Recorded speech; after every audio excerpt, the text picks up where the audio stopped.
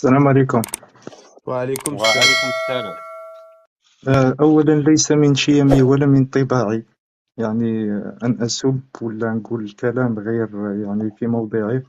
أنا كنت يعني طلعت مع شحال من جروب مغربي، يعني الحمد لله كان النقاش وكان الحوار، واستفدت معهم بمعلومات واستفدوا مني بمعلومات، والحمد لله. يعني المغاربة أنا نشوفهم باللي أناس طيبين، عندهم حق الضيافة وكل حاجة يعطوها حقها، والحمد لله. أنا ما شفت من عندكم والو باش نسب ولا باش نقول كلمة عيب ولا. فقط أنا حبيت نقول كلمة طيبة في حق الشعب المغربي، لأنه المغرب تسري في العروق، والحقائق التاريخية لا يغيرها لا فلان ولا فلتان، وهذا لا ينقص من جزائريتي ولا من وطنيتي، ولا يقال عني أني خائن لوطني، بل أتكلم فقط كلمة الحق لا غير. فقط كنت أريد أن أتكلم عن يعني مقولة قرأتها في كتاب. هذا الكتاب للدكتور محمد نبيل، يسمى بكتاب السلطان الشريف. فقد يعني ما أثارني في هذا الكتاب هو يعني فقط فقرة صغيرة سوف أسردها، ثم أتكلم بعض الشيء في حق المغرب.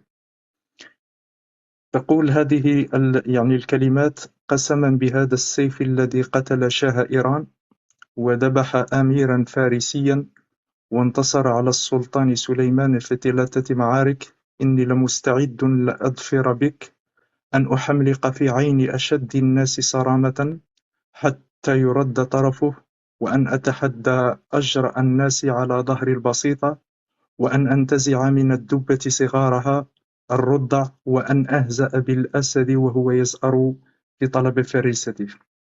يعني بهذه الطريقة التي انطلق فيها الكاتب الإنجليزي ويليام شكسبير، يتحدث فيها عن سلطان المغرب أحمد المنصور الذهبي. صحيح. إن هذا الشاهد، يعني لما نقول ويليام شكسبير ونقول التاريخ الإنجليزي، يعني هذا دليل على وجود التاريخ المغربي منذ الأزل.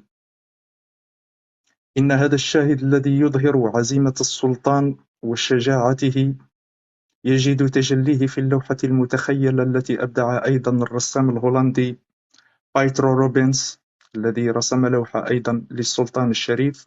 وهذا ما يعكس صيت المغرب وشهرته في العالم المتوسطي، ذاك الصيت الذي لم يتخلف عن ترك آثاره في مخيلات أعظم عقول عصره. ألم يكن مولاي أحمد محمد المنصور هو بطل الإسلام والمنتصر الأكبر في معركة وادي المخازن؟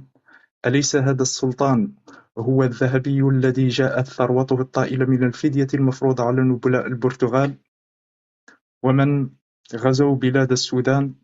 ألم يكن هذا الدبلوماسي المحنك هو سلطان العلماء وعالم السلاطين، كاتب دريشة رائق، ورجل عرف كيف يحب الفن الإسلامي مع القدرة على أن لا يغمض ذوق غيره؟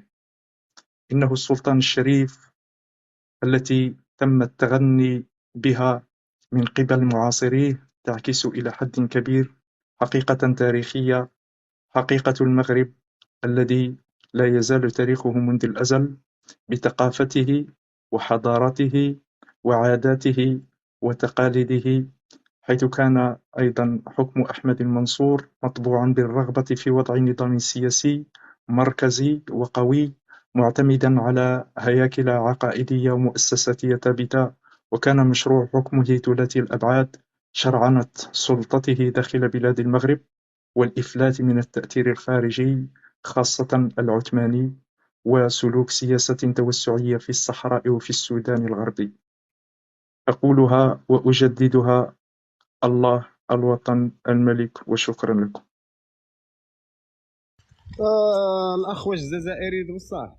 جزائري والله العلي العظيم، اش من جزائري، ولاية أخي؟ اش من من ولاية؟ الجزائر العاصمة. تبارك الله عليك، الله يكثر من مثالك. قل امين يا رب امين. العالمين. راه كيطلعوا امين. كيسبونا اخاي وكيتعراو علينا لا لا لا هنايا لا لا لا، وكيسبوا لنا ماشي كاع الثوابت الناس كيف ديالنا. كيف، والله ماشي كاع الناس كيف اقسم كيف، لك لهذا بالله. كنت نانسيستي بليزيور فوا، خطرة زوج ثلاثة حتى نطلع، غير باش هكذا نبدل لك هذيك الصورة، ممكن الصورة النمطية اللي ممكن شغل حصرونا فيها كاع حنا الجزائريين. ايوا تحياتي لك، يعني كإنسان قلت يعني الحق. سؤال أخي، سؤال. نعم هل تفضل. تعيش داخل الجزائر أم خارجها؟ لا لا، داخل الجزائر. شكرا. العفو. شوف انا دابا اسمع اخي فكره، انا ما دايرش موضوع على هادو هما، يعني على دايروا على هاد الخلفيه ديال هاد خونا اللي عندنا حنا، يعني بصفتنا كمغاربه فقط عندنا مشكله. نعم كنت نسمع اه فيكم كي كنت تهضر. نعم. عليه هادشي اللي كاين. مم.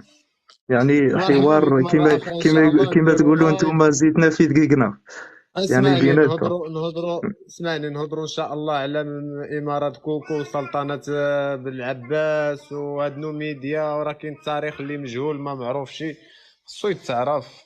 ان شاء الله وانا ان شاء شويه الله. مولين بالتاريخ، كيعجبني نتكلم في التاريخ شويه، واللي يكون في علمك ان نعم. دون سيباستيان يعني الملك مهم. الامبراطور البرتغالي سيباستيان، ملي مهم. انطلق لمعركه واد المخازين كان في المدينه اللي ساكن فيها انا دابا. اخر ليله دوزها في حياته بعيده عليا انا بواحد 300 ديال المترو، 300 المترو هكا، ولا الاسم، نقولوا 500 الاسم مترو.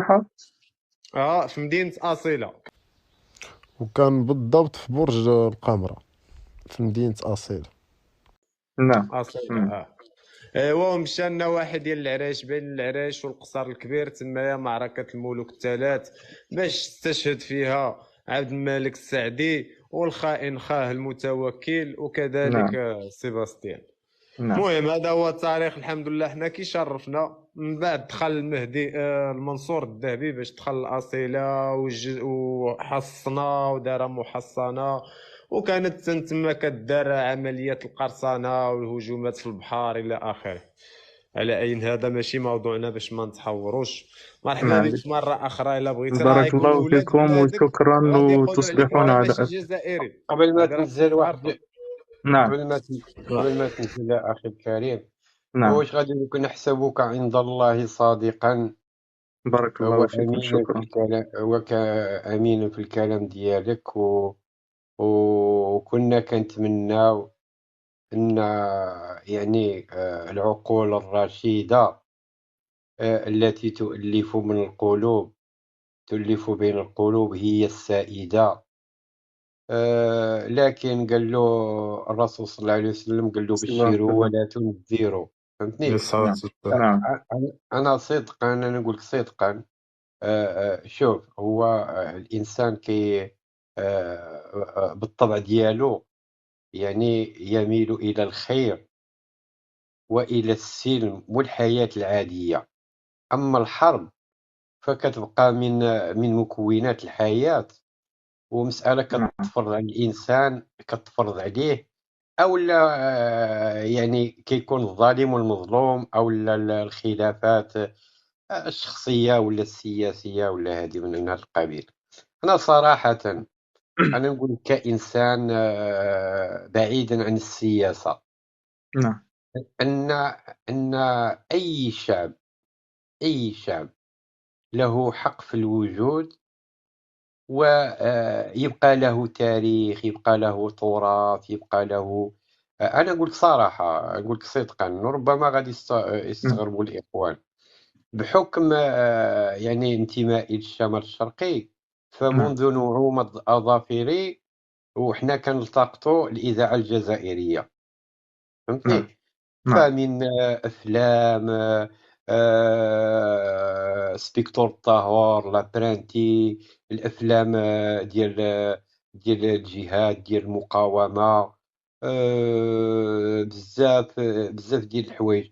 الشعب المغربي شعب لا يميل إلى الحقد والكراهية، رغم أنه كما قال لي واحد اليهودي تلاقيته في بروكسل نعم. نقول في 2007 هكا كلها، قال لي هكا، قال لي vous les Marocains les Maghrébins, dont le nom de Abdelkader,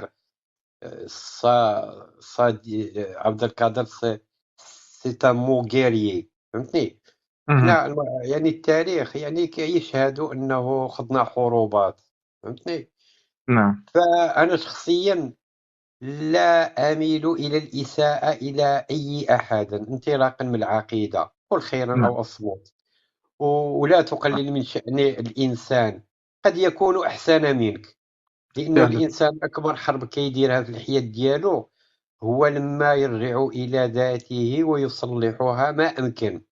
نعم فهمتني؟ نعم فالكلام الطيب كالشجرة الطيبة. فهمتني؟ ها أنت نعم دابا طلعت بواحد يعني الله يبارك فيك ويكثر من تالك، آمين يا رب العالمين. يعني شكرا شرفت نفسك ومن رباك وجدودك، ويا حبذا لو كانوا الناس طيبين هكا والله كنا سنسعد وسنتساعد. فهمتني؟ في فعلا إطار يعني المشترك ديالنا واشتراك الإنسانية اللي كتجمعنا. فهمتني؟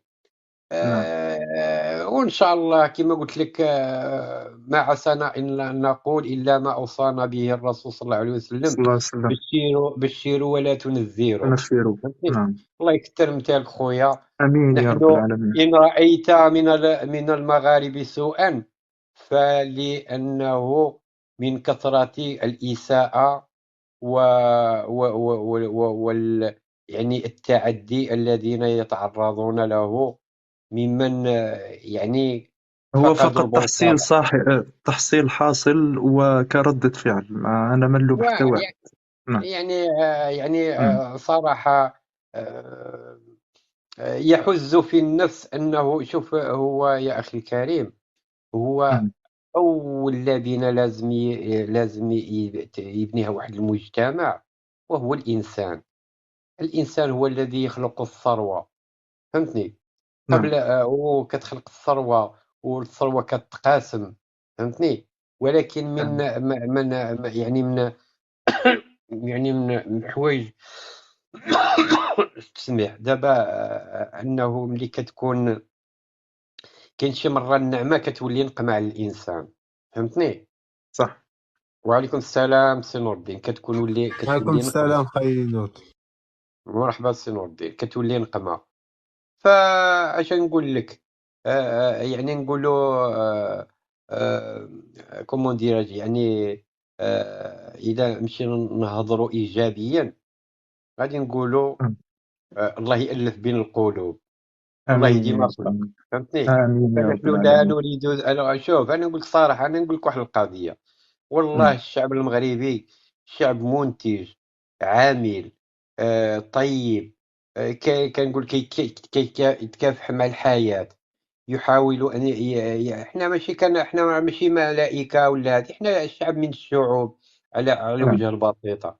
فللأسف Mais quand كنا même, غادي les Marocains, ils sont flexibles. C'est-à-dire في الكوتي ريلاسيونيل الاخر ما عندهمش هذيك يفوتيت عندهم شوف. تقبل الذات، تقبل الغير. انا دائما نقولها، كل المقولات تاعي دائما نقولها، نقول من المفروض ان الجزائر هي الدولة الاولى الداعمة للمغرب في سواء يعني كبلد او في ملفه في الصحراء التي اعتبرها مغربية بحكم التاريخ والمنطق. ديروا ابينو